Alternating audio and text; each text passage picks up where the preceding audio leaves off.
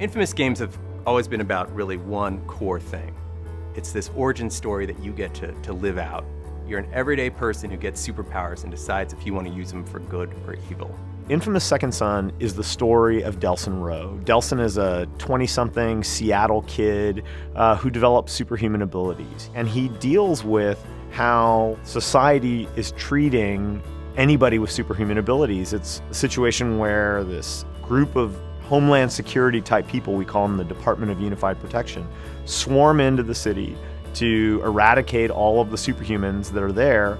And it's his struggle against that group of people and kind of coming to terms with how he feels and how his family feels about people who have these superhuman abilities.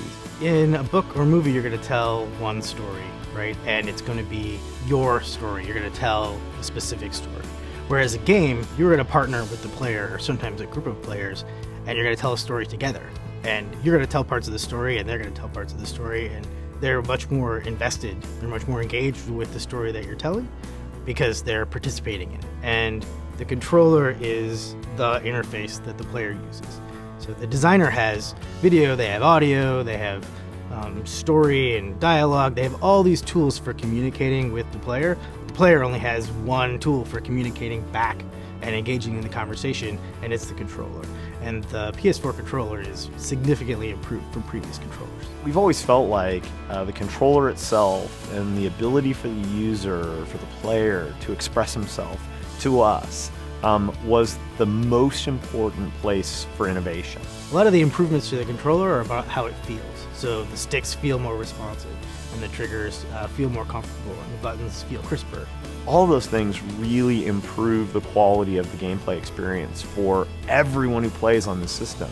And I think that stuff is so incredibly important. It's kind of the foundation that you build the house on. If you get that wrong, you just can't get anywhere. And so I think it's really, really important what they've done with the controller. But then there's also some exciting new things that give us as game makers a chance to try and give players small but exciting new experiences. And our goal is really to examine that and say, how do we, again, compress the distance between what the player is doing and what's happening in the game? And so the example that I'll give is there's a test that's been created in the infamous Second Son universe to identify people who have the conduit gene, who could develop superhuman abilities. And that test requires a scanning of your finger. And so you have to go up, sort of like going through airport security, but you have to go up and place your finger and get scanned.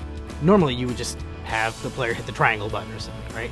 But with the PlayStation 4, you can actually have the player place their tip of their finger on the pad in exactly the motion that Delsin is doing. That gives you a more direct experience. And again, we're not going to be having you press your finger during the entire game, but rather at these key moments, letting you express something in a direct way rather than in an indirect way.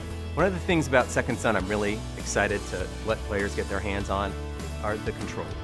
We've really streamlined them so that you can use any of your powers whenever you want in all sorts of different circumstances. So people will be comboing the uses of their powers and their moves and their attacks really fluidly. We actually went through and we completely revised the control scheme to make it easier to learn and also kind of more expressive when you're using your powers.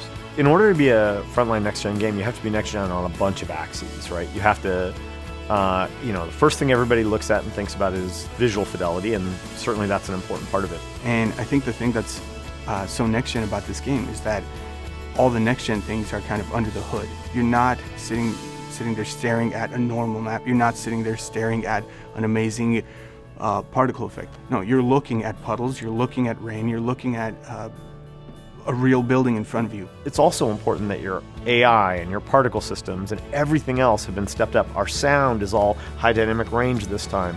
Every single element of the game you have to turn over the rocks, change all of the underlying assumptions and improve them. That's what this business is.